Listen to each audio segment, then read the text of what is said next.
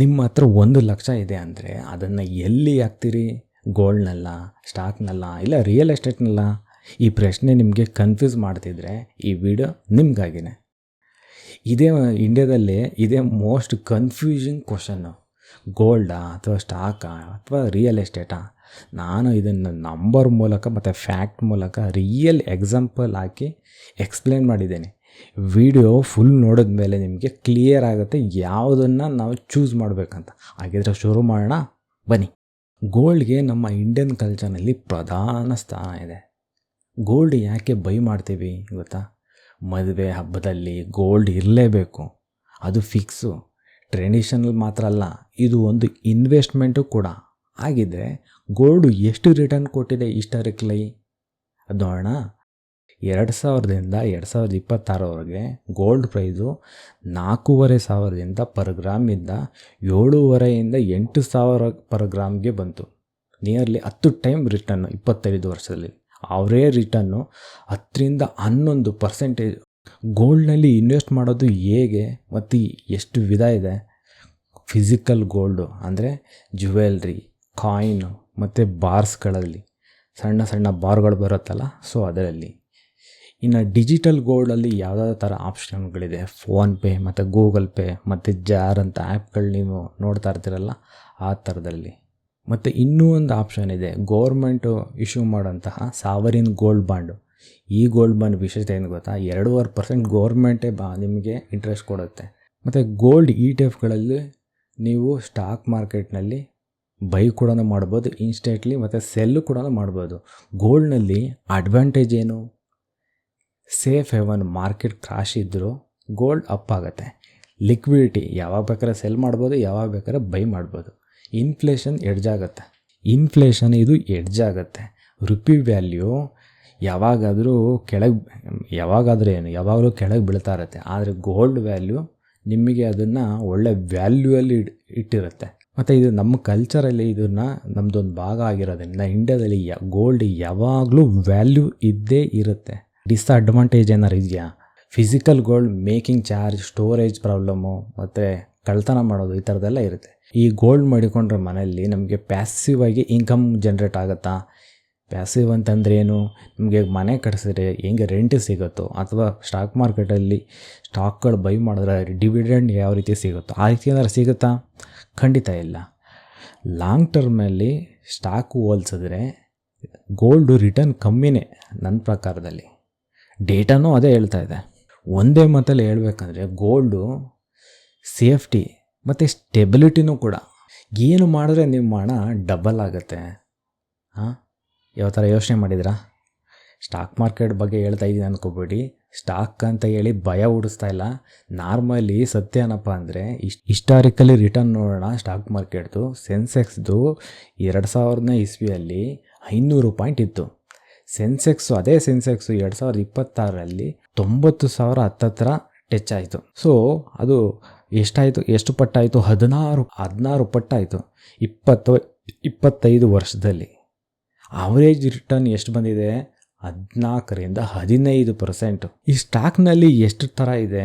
Stock market ಬಗ್ಗೆ ಹೊಸಬರಾಗಿದ್ದರೆ ಈ ಸ್ಟಾಕ್ನಲ್ಲಿ ಎಷ್ಟು ಟೈಪ್ಸ್ ಇದೆ? ಇಂಡಿವಿಜುವಲ್ ಸ್ಟಾಕ್ ಅಂತ ಹೇಳ್ತೀವಿ, ಇನ್ಫೋಸಿಸ್, TCS, ರಿಲಯನ್ಸ್. ಇದು ಡೈರೆಕ್ಟ್ ಬೈ ಮಾಡೋದು. ಮ್ಯೂಚುವಲ್ ಫಂಡ್ SIP ಮೂಲಕ ಮಾಡೋಂಥದ್ದು. ಮ್ಯೂಚುವಲ್ ಫಂಡ್ SIP ಮಾಡಿದ್ರೆ 500 ರೂಪಾಯಿಯಿಂದನೂ ಇನ್ವೆಸ್ಟ್ ಮಾಡ್ಬೋದು. ಇಂಡೆಕ್ಸ್ ಫಂಡ್ ಅಂತ ಇದೆ. ನಿಫ್ಟಿ 50 ಅವರ್ ಸೆನ್ಸೆಕ್ಸ್ ಟ್ರ್ಯಾಕ್ ಮಾಡಿಕೊಂಡು ಲೋ ಕಾಸ್ಟಲ್ಲಿ ನೀವು ಇದು ಇನ್ವೆಸ್ಟ್ ಮಾಡ್ಬೋದು. ಇನ್ನೊಂದು ETF, ಎಕ್ಸ್ಚೇಂಜ್ ಟ್ರೇಡೆಡ್ ಫಂಡ್ ಅನ್ನೋ ಒಂದಿದೆ. ನಿಮಗೆ ಬೇಕು ಅಂದರೆ, ನಿಮಗೆ ಎಷ್ಟು ರಿಟರ್ನ್ ಬೇಕು, ಎಷ್ಟು ಮನಿ ಬೇಕು ಅಂತಂದರೆ SIP ಪ್ರತಿ ತಿಂಗಳು ನೀವು ಎಷ್ಟು ಮಾಡ್ತೀರೋ ಅದ್ರ ಮೇಲೆ ಡಿಪೆಂಡ್ ಆಗುತ್ತೆ. 10 ವರ್ಷದಲ್ಲಿ ಸುಮಾರು 11-12 ಲಕ್ಷ ಬರುತ್ತೆ. 20 ವರ್ಷದಲ್ಲಿ ನೀವು ಸೇಮ್ ಅದೇ 5,000 ರೂಪಾಯಿ ಪರ್ ಮಂತ್ ಹಾಕಿದ್ರೆ 50 ಲಕ್ಷ ಬರುತ್ತೆ. ಇದೇನು ಕಾಂಪೌಂಡಿಂಗ್ ಮ್ಯಾಜಿಕ್ ಇದು. ಇದರ ಅಡ್ವಾಂಟೇಜ್ ನೋಡೋಣ. ಹೈಯೆಸ್ಟು ಲಾಂಗ್ ಟರ್ಮ್ ರಿಟರ್ನ್ ಕೊಟ್ಟಿರೋದು ಯಾವ್ದಾರ ಅಸೆಟ್ ಕ್ಲಾಸ್ ಇದೆ ಅಂತಂದರೆ ಅದು ಸ್ಟಾಕ್ ಮಾರ್ಕೆಟೇ. ಇದು ಲಿಕ್ವಿಡಿಟಿ ಇದೆ. ಇನ್ಸ್ಟೆಂಟ್ಲಿ ಸೆಲ್ ಮಾಡ್ಬೋದು, ಇನ್ಸ್ಟೆಂಟ್ಲಿ ಬೈ ಮಾಡ್ಬೋದು. ಮತ್ತು ಇನ್ವೆಸ್ಟ್ಮೆಂಟ್ ಕಂಫರ್ಟಬಲ್ ಅಷ್ಟೇ. 500 ರೂಪಾಯಿಂದನೂ ಶುರು ಮಾಡ್ಬೋದು. ಮತ್ತು ಡಿವಿಡೆಂಡ್ ಬೇರೆ ಬರ್ತಾ ಇರ್ತದೆ. ಮತ್ತು ಇನ್ನೊಂದು, ಸ್ಟಾಕು ಇದು ಟ್ಯಾಕ್ಸ್ ಬೆನಿಫಿಟ್ ಕೂಡ ಇದೆ ಇದರಲ್ಲಿ. ELSS ಅಲ್ಲಿ ನೀವು ಇನ್ವೆಸ್ಟ್ ಮಾಡ್ತೀನಿ ಅಂತಂದರೆ ಹಾಂ ಎಲ್ಲ ಅಡ್ವಾಂಟೇಜ್ ಹೇಳಿದೆ, ಡಿಸ್ಅಡ್ವಾಂಟೇಜೇ ಇಲ್ವಾ?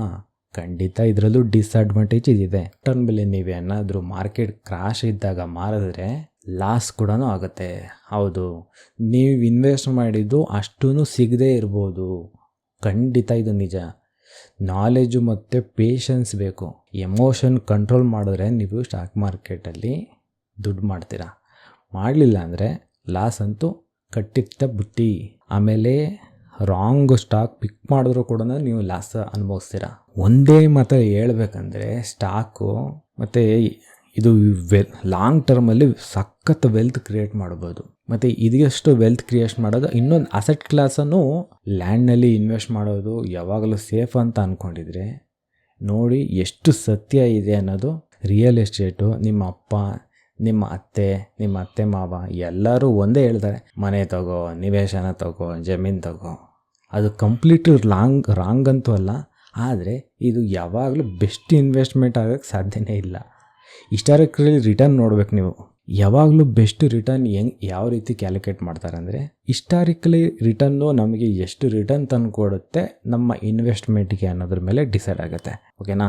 ನೋಡಿ, ಮೆಟ್ರೋ ಸಿಟಿನಲ್ಲಿ 8-12% ಪರ್ ಇಯರ್ ಪ್ರೈಸು ಅಪ್ರಿಷಿಯೇಷನ್ ಆಗುತ್ತೆ. ಓಕೆನಾ? ರೆಂಟಲ್ ಇನ್ಕಮ್ಮು ಅಪ್ರಾಕ್ಸ್ ಎಷ್ಟು ಬರುತ್ತೆ? 2-4% ಬರುತ್ತೆ ಅಂದ್ಕೊಳ್ಳಿ. ಇದು ಯಾವ ಥರ ಸಿಟಿ? ಬೆಂಗಳೂರು ಮತ್ತು ಚೆನ್ನೈ ಮತ್ತು ಮುಂಬೈ ಅಂತ ಸಿಟಿಗಳು ಹೇಳ್ತಾರದು ನಾನು. ನಮ್ಮ ಸಣ್ಣ ಪುಟ್ಟ ಮೈಸೂರು, ಹುಬ್ಬಳ್ಳಿ, ಬೆಳಗಾವಿ ಅಂತ ಸಿಟಿಗಳು ಏನಾಗ್ಬೋದು? ಕಂಬೈನ್ ಮಾಡಿದ್ರೆ ನಿಮಗೆ ಎಷ್ಟು ರಿಟರ್ನ್ ಸರಿಸುಮಾರು ಎಷ್ಟು ಸಿಗ್ಬೋದು? 10-11% ಸಿಗ್ಬೋದು ನಿಮಗೆ ಆ್ಯನ್ಯುವಲಿ. ಇದು ಒಂದು ವರ್ಷಕ್ಕೆ ಇಷ್ಟು ಸಿಗ್ಬೋದು. ಮತ್ತು ಇದು ಗುಡ್ ಲೊಕೇಶನಲ್ಲಿ ಕೂಡ ಇರಬೇಕು. ಓಕೆನಾ? ಇದು ಒಂದು ಮೋಸ್ಟ್ ಇಂಪಾರ್ಟೆಂಟು. ನಿಮ್ಗೆ ಅಷ್ಟು ಸಿಗುತ್ತೆ ಸರಿ, ಯಾವ ಲೊಕೇಶನಲ್ಲಿ ಪ್ರಾಪರ್ಟಿ ಇದೆ ಅನ್ನೋದು ತುಂಬ ಇಂಪಾರ್ಟೆಂಟ್ ಆಗುತ್ತೆ. ಈ ರಿಯಲ್ ಎಸ್ಟೇಟಲ್ಲಿ ಎಷ್ಟು ಥರ ಟೈಪ್ಸ್ ಇದೆ? ರೆಸಿಡೆಂಟಲ್ ಅಂದರೆ ಅಪಾರ್ಟ್ಮೆಂಟ್, ಹೌಸ್ ಮತ್ತು ಸಿಂಗಲ್ ಹೌಸು, 2 BHK ಅಂತ ನೀವೇನೇನು ಕೇಳ್ತಾ ಇರ್ತೀರ, ನೀವು ವಾಸವಿರೋ ಮನೆಗಳನ್ನೆಲ್ಲ ಈ ರೆಸಿಡೆಂಟಲ್ ಅಂತ ಹೇಳ್ತೀವಿ. ಕಮರ್ಷಿಯಲ್ ಅಂದರೆ ಏನು?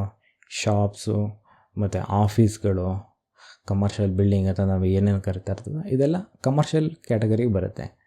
ಇನ್ನೊಂದು ಇದೆ REITs ಅಂತ, ರಿಯಲ್ ಎಸ್ಟೇಟ್ ಇನ್ವೆಸ್ಟ್ಮೆಂಟ್ ಟ್ರಸ್ಟು. ಇದ್ರ ಬ್ಯೂಟಿ ಏನಂದರೆ, ನೀವು ದೊಡ್ಡ ದೊಡ್ಡ ಬಂಗಲೆ ಮತ್ತು ದೊಡ್ಡ ದೊಡ್ಡ ಕಮರ್ಷಿಯಲ್ ಬಿಲ್ಡಿಂಗು ನೀವು ₹300 ಇನ್ವೆಸ್ಟ್ ಮಾಡ್ಬೋದು. ನೀವು ಕೇಳಿದ್ದು ನಿಜ, ಹೌದು. ನೀವು ₹300 ಸ್ಟಾರ್ಟ್ ಮಾಡ್ಬೋದು.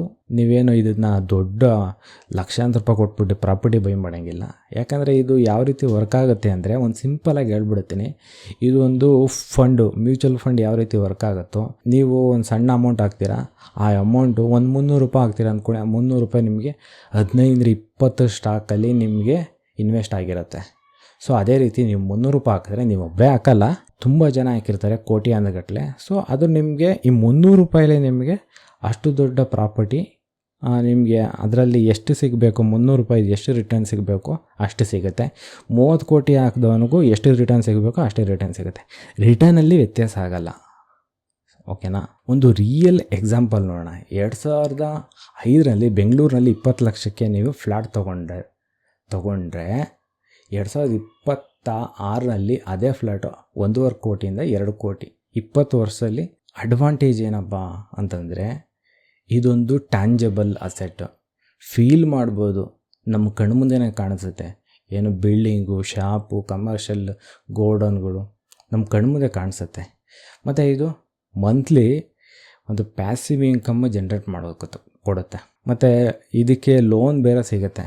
ಅದೇ ಇದ್ರ ಬ್ಯೂಟಿ. ಲೋನ್ ತಗೊಂಡು ನಾವು ಇದನ್ನು ಬೈ ಮಾಡ್ಬೋದು. ಮತ್ತು ನಮಗೆ ಸ್ವಂತ ಮನೆ ಇದೆ ಅನ್ನೋದು ಒಂದು ಫೀಲಿಂಗ್ ಕೂಡ ಅಲ್ವಾ. ಟೈರ್ 1 ಸಿಟಿನಲ್ಲಿ ಲಾಂಗ್ ಟರ್ಮ್ ಒಂದು ಅಪ್ರಿಷಿಯೇಷನ್ ಆಗುತ್ತೆ. ಡಿಸ್ಅಡ್ವಾಂಟೇಜ್ ಇಲ್ಲವೇ ಇಲ್ವಾ? ಖಂಡಿತ ಇದೆ. Entry barrier minimum 30-50 lakh purchase ಮಾಡಬೇಕಂದ್ರೆ. ಲಿಕ್ವಿಡಿಟಿ ಸೆಲ್ ಮಾಡೋಕ್ಕೆ ಸಾಧ್ಯನೇ ಇಲ್ಲ ಕೆಲವೊಂದ್ಸಲಿ. ಇದರಲ್ಲೇನು ಡಿಸ್ಅಡ್ವಾಂಟೇಜೇ ಇಲ್ವಾ? ಯಾಕಿಲ್ಲ? ಇದರಲ್ಲಿ ತುಂಬ ಡಿಸ್ಅಡ್ವಾಂಟೇಜ್ಗಳಿದೆ. ನಿಮಗೆ ಎಂಟ್ರಿ ಅಂದರೆ ಇದು ಯಾವ್ದಾದ್ರು ಒಂದು ಪ್ರಾಪರ್ಟಿ ಬೈ ಮಾಡಬೇಕಂದ್ರೆ ಮಿನಿಮಮ್ ನನ್ನ ಪ್ರಕಾರ 30-50 ಲಕ್ಷ, ಇನ್ನೂ ಜಾಸ್ತಿನೇ ಆಗುತ್ತೆ. ಸೊ ಅದೇ ಇದು ಮೇಯ್ನ್ ಡಿಸ್ಅಡ್ವಾಂಟೇಜು. ಅದಕ್ಕೆ ಇದರಲ್ಲಿ ಯಾರೂ ಕೂಡ ಕ್ಯಾಶ್ ಕೊಟ್ಟು ಅಥವಾ ಬೈ ಮಾಡೋಕ್ಕೆ ಸಾಧ್ಯನೇ ಇಲ್ಲ. ನೀವು ಲೋನ್ ಮುಖಾಂತರ ಹೋಗಿಯೇ ನೀವು ಬೈ ಮಾಡಬೇಕಾಗುತ್ತೆ. ಇಂಡ್ಯಾದಲ್ಲಿ 60% ಲೋನ್ ಮುಖಾಂತರನೇ ಬೈ ಮಾಡಿರೋದು, ಯಾವುದೇ ಮನೆ ಆಗಲಿ, ಸೊ ಬೇರೆ ಬೇರೆ ಪ್ರಾಪರ್ಟೀಸ್ಗಳಾಗಲಿ. ಮತ್ತು ಲಿಕ್ವಿಡಿಟಿ ಪ್ರಾಬ್ಲಮ್ಮು. ಹೌದು, ನಿಮಗೆ ಬೇಡ ಅಂದಾಗ ಸೆಲ್ ಮಾಡೋಕ್ಕಾಗೋದೇ ಇಲ್ಲ. ವರ್ಷ ಆಗ್ಬೋದು, ತಿಂಗಳಾಗ್ಬೋದು, ಮತ್ತು ಎಷ್ಟು ವರ್ಷ ಆಗುತ್ತೆ ಅಂತಲೂ ಹೇಳೋಕ್ಕಾಗಲ್ಲ. ಬೈಯರ್ ಸಿಗಬೇಕಲ್ಲ ನಿಮಗೆ. ಸೊ ಅದ್ರ ಪ್ರಾಬ್ಲಮ್ಮು ಇದರಲ್ಲಿ ಖಂಡಿತ ಯಾವಾಗಲೂ ಇದ್ದೇ ಇರುತ್ತೆ. ಮತ್ತು ಇದರಲ್ಲಿ ಇನ್ನೊಂದು ಏನು ಡಿಸ್ಅಡ್ವಾಂಟೇಜ್ ಅಂದರೆ ಕಾಸ್ಟ್, ಮತ್ತು ಇದರಲ್ಲಿ ಮೇಂಟೆನೆನ್ಸ್ ಕಾಸ್ಟ್ ಬರುತ್ತೆ, ಮತ್ತು ಈ ಪ್ರಾಪರ್ಟಿ ಟ್ಯಾಕ್ಸ್ ಬರುತ್ತೆ, ಮತ್ತು ಟೆನೆಂಟ್ ಇಶ್ಯೂ ಬರುತ್ತೆ. ಮತ್ತು ಟೈಪ್ 2 ಮತ್ತು ಟೈಪ್ 3 ಸಿಟಿನಲ್ಲಿ ರಿಟರ್ನ್ ತುಂಬ ಅಷ್ಟೊಂದು ರಿಟರ್ನ್ ಏನು ಬರೋದೇ ಇಲ್ಲ, ಅದನ್ನು ನೀವು ಗಮನಿಸ್ಕೋಬೋದು. ಆಮೇಲೆ ಇನ್ನೊಂದು ದೊಡ್ಡ ಸಮಸ್ಯೆ ಇದರಲ್ಲಿ ಅಂದರೆ ಲೀಗಲ್ ಇಶ್ಯೂಸ್ಗಳು ತುಂಬ ಇರುತ್ತೆ. ಒಂದೇ ಮಾತಲ್ಲಿ ಹೇಳ್ಬೇಕಂದ್ರೆ ರಿಯಲ್ ಎಸ್ಟೇಟು ಸ್ಟೆಬಿಲಿಟಿ ಇದೆ, ಓಕೆ ಪರವಾಗಿಲ್ಲ ಅಂತ ಹೇಳ್ಬೋದು. ಮತ್ತು ಇದು ಈ ಈ 3 ಅಸೆಟ್ನ ಕಂಪೇರ್ ಮಾಡಿ ನೋಡೋಣ, ಆಗ ಗೊತ್ತಾಗುತ್ತೆ ನಿಜವಾಗ್ಲೂ ಯಾವುದು ನಮಗೆ ಬೇಕು, ಯಾವ ಏಜಿಗೆ ನಮಗೆ ಬೇಕು ಅನ್ನೋದು ಕಂಪ್ಲೀಟಾಗಿ ನೋಡ್ಬೇಡ. ಗೋಲ್ಡು ಮಿನಿಮಮ್ ಇನ್ವೆಸ್ಟ್ಮೆಂಟು ನನ್ನ ಪ್ರಕಾರ 20 ರೂಪಾಯಿಂದನೂ ಮಾಡ್ಬೋದು ಅಲ್ವಾ. ಆ್ಯನ್ಯುಲ್ ಗೋಲ್ಡ್ ಎಷ್ಟು ರಿಟರ್ನ್ ಕೊಡುತ್ತೆ? ಆ್ಯನ್ಯುಲಿ 10-11% ರಿಟರ್ನ್ ಕೊಡ್ಬೋದು, ಮುಂದೆ ಕೊಡ್ಬೋದು. ಲಿಕ್ವಿಡಿಟಿ ಗೋಲ್ಡ್ದು ಹೇಳಂಗೆ ಇಲ್ಲ. ಸೊ ಇದು ಹೈ ಲಿಕ್ವಿಡಿಟಿ ಇರುತ್ತೆ, ಯಾವಾಗ ಬೇಕಾದ್ರೆ ಮಾರ್ಬೋದು, ಯಾವಾಗ ಬೇಕಾದ್ರೆ ತಗೊಳ್ಬೋದು. ರಿಸ್ಕ್ ಏನಾರು ಇದೆಯಾ? ಇದಕ್ಕೆ ರಿಸ್ಕ್ ಅಷ್ಟೊಂದಿಲ್ಲ ನನ್ನ ಪ್ರಕಾರ. ಇದು ಪ್ಯಾಸಿವ್ ಆಗಿ ಎವ್ರಿ ಮಂತ್ ನಿನಗೇನಾರು ರಿಟರ್ನ್ ತಂದು ಕೊಡುತ್ತಾ? ಖಂಡಿತ ಇಲ್ಲ. ಗೋಲ್ಡ್ ತನ್ನ ಮನೇಲಿ ಮಡಿಕೊಬಿಟ್ರೆ, ಅದನ್ನು ಹಾಕ್ಕೊಂಡ್ಬಿಟ್ರೆ ಯಾವುದೇ ರಿಟರ್ನ್ ಕೊಡಲ್ಲ, ಆದರೆ ಅದೊಂದು ಫೀಲ್ ಕೊಡುತ್ತೆ ಅಷ್ಟೇ. ಇನ್ನು ಸ್ಟಾಕ್ ಬಗ್ಗೆ ಮಾತಾಡೋದಿದ್ರೆ, ಸ್ಟಾಕಲ್ಲಿ ಮಿನಿಮಮ್ ಇನ್ವೆಸ್ಟ್ಮೆಂಟ್ ಎಷ್ಟು ಮಾಡ್ಬೋದು ನನ್ನ ಪ್ರಕಾರದಲ್ಲಿ? ಇದು ಕೂಡ ಡಿಪೆಂಡ್ ಆಗುತ್ತೆ. ನನ್ನ ಪ್ರಕಾರ 20 ರೂಪಾಯಿಯಿಂದ 1 ಲಕ್ಷವರೆಗೂ ಸ್ಟಾಕದು ಪ್ರೈಸ್ಗಳಿದೆ. ಸೊ ಇಲ್ಲಿ ಕಂಫರ್ಟಬಲ್ ಅಂತಂದರೆ ಒಂದು 500 ರೂಪಾಯಿಂದಲೂ ಇದು ಇನ್ವೆಸ್ಟ್ಮೆಂಟ್ ಮಾಡ್ಬೋದು. ಮ್ಯೂಚುವಲ್ ಫಂಡ್ ಅಂತಿದೆ, ETF ಅಂತಿದೆ, ಮತ್ತು ಇಂಡೆಕ್ಸ್ ಫಂಡ್ ಅಂತಿದೆ. ಸೊ ಎಲ್ಲ ಇಷ್ಟೊಂದಿದೆ, ನೀವು ಯಾವುದ್ರಲ್ಲಿ ಬೇಕಾದ್ರೆ ಎಂಟ್ರಿ ಆಗ್ಬೋದು. ಡೈರೆಕ್ಟ್ ಸ್ಟಾಕು, ಇಂಡೈರೆಕ್ಟ್ ಸ್ಟಾಕು, ಯಾವುದ್ರಲ್ಲಿ ಬೇಕಾದ್ರೆ ಎಂಟ್ರಿ ಆಗ್ಬೋದು. ಇದರಲ್ಲಿ ಎಷ್ಟಪ್ಪ ರಿಟರ್ನ್ ಕೊಡುತ್ತೆ ಅಂದರೆ, ನಾನು ಆಗಲೇ ಹೇಳ್ದಂಗೆ 14-15% ಅಂತೂ ಎಕ್ಸ್ಪೆಕ್ಟ್ ಮಾಡ್ಬೋದು ಲಾಂಗ್ ಟರ್ಮ್ನಲ್ಲಿ. ಲಿಕ್ವಿಡಿಟಿ ಇದರಲ್ಲಿ ಹೆಂಗಿದೆ? ಯಾವಾಗ ಬೇಕಾದ್ರೆ ದುಡ್ಡು ಸಿಗುತ್ತಾ ನಮಗೆ? ಬೇಡ ಅಂದರೆ ಖಂಡಿತ ಇದರಲ್ಲಿ ಲಿಕ್ವಿಡಿಟಿ ತುಂಬ ಹೈ ಇರುತ್ತೆ. ಇನ್ಸ್ಟೆಂಟ್ಲಿ ಬೇಕಾದ್ರೆ ನಿಮಗೆ ಸಿಗುತ್ತೆ, ಯಾವಾಗ ಬೇಕಾದ್ರೆ ಮಾರ್ಬಿಟ್ಟು ನೀವು ಕ್ಯಾಶಾಗಿ ಕನ್ವರ್ಟ್ ಮಾಡ್ಬೋದು. ರಿಸ್ಕ್ ಏನಾರು ಇದೆಯಾ? ರಿಸ್ಕು ಮಾತ್ರ ಮೀಡಿಯಮಿಂದ ವೆರಿ ಹೈ ಅಂತಲೇ ಹೇಳ್ಬೋದು. ಹೌದು, ಇದು ಡಿಪೆಂಡ್ ಆನ್ ಯಾಕಂದ್ರೆ ನೀವು ಯಾವ ಥರ ಚೂಸ್ ಮಾಡ್ತೀಯ ಅದ್ರ ಮೇಲೆ ಇದು ಡಿಪೆಂಡ್ ಆಗುತ್ತೆ. ಇದು ಪ್ಯಾಸಿವ್ ಇನ್ಕಮ್ ಏನಾದರೂ ಜನ್ರೇಟ್ ಮಾಡುತ್ತಾ? ಖಂಡಿತ ಮಾಡುತ್ತೆ. ಯಾಕಂದರೆ ಕಂಪ್ನಿಗಳು ಅವರು ಪ್ರಾಫಿಟ್ ಮಾಡಿದ್ದನ್ನು, ಉಳಿದಿದ್ದನ್ನು ನಿಮಗೆ ಶೇರ್ ಮಾಡುತ್ತೆ. ಶೇರ್ ಮಾಡಿಲ್ಲ ಅಂದ್ರೆ ಕಂಪನಿ ಬೆಳೆದಂಗೆ ನಿಮ್ಮ ಅಸೆಟ್ ಕೂಡ, ನಿಮ್ಮ ಸ್ಟಾಕ್ ಕೂಡ ಬೆಳೆಯುತ್ತೆ. 500 ರೂಪಾಯಿ ಇರೋದು 10,000 ಆಗುತ್ತೆ, 500 ರೂಪಾಯಿ ಇರೋದು 0 ಆಗುತ್ತೆ. ನಿಮ್ಮ ಮೇಲೆ ಡಿಪೆಂಡ್ ಆಗಿರುತ್ತೆ. ಇಲ್ಲಿ ರಿಟರ್ನ್ ಎಲ್ಲ ನಿಮ್ಮ ಮೇಲೆ ಡಿಪೆಂಡ್ ಆಗಿರುತ್ತೆ. ಮತ್ತು ರಿಯಲ್ ಎಸ್ಟೇಟಲ್ಲಿ ಮಿನಿಮಮ್ ಇನ್ವೆಸ್ಟ್ ಎಷ್ಟು ಮಾಡಬೇಕಾಗತ್ತೆ ರಿಯಲಿಸ್ಟಿಕ್ಕಾಗಿ ಹೇಳೋದಾದರೆ, ನನ್ನ ಪ್ರಕಾರ ಇವಾಗ ಒಂದು ಫ್ಲ್ಯಾಟ್ನ ಬೈ ಮಾಡುತ್ತೀನಿ ಅಂತ ಆದರೆ ಒಂದು ಮಿನಿಮಮ್ 30 ಲಕ್ಷದಿಂದ ಒಂದು 50 ಲಕ್ಷ ಅಂತಾದರೂ ಬೇಕಪ್ಪ. ಆ್ಯನ್ಯುವಲ್ ರಿಟರ್ನ್ ಆದರೆ ಎಷ್ಟು ಸಿಗುತ್ತೆ?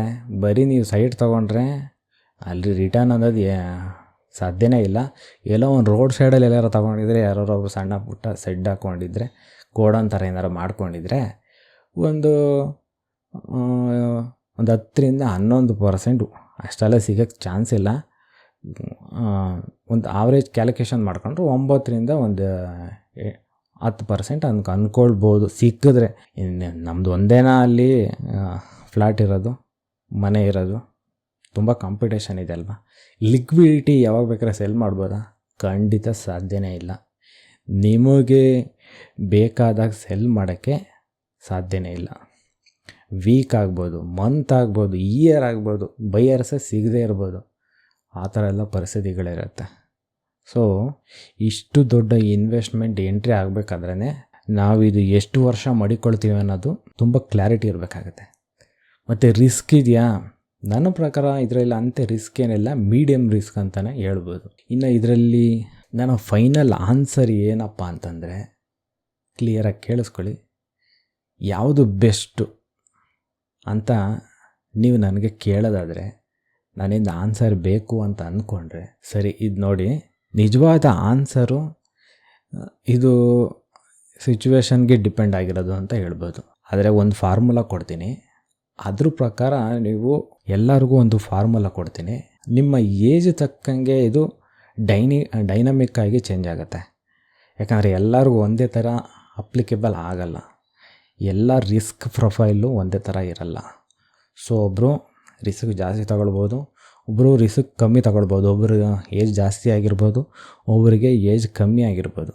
ಸೊ ಒಂದು ಐಡಿಯಲ್ಲಿ ಒಂದು ಪೋರ್ಟ್ಫೋಲಿಯೋ ಯಾವ ರೀತಿ ಇರಬೇಕು ಅನ್ನೋದು ಹೇಳ್ತೀನಿ, ಸಾಧ್ಯ ಆದರೆ ಬರ್ಕೊಬೇಡಿ. 25ರಿಂದ 40 ವಯಸ್ಸಿನವರಿಗೆ 50% ಸ್ಟಾಕು ಅಥವಾ ಮ್ಯೂಚುವಲ್ ಫಂಡು, ETF ಈ ಥರದಲ್ಲಿ ಇಡಿ. ಇದು ರೆಕಮೆಂಡೇಷನ್ ಅಲ್ಲ, ನಾನು ಓವರಾಲ್ ಹೇಳ್ತಿರೋದು.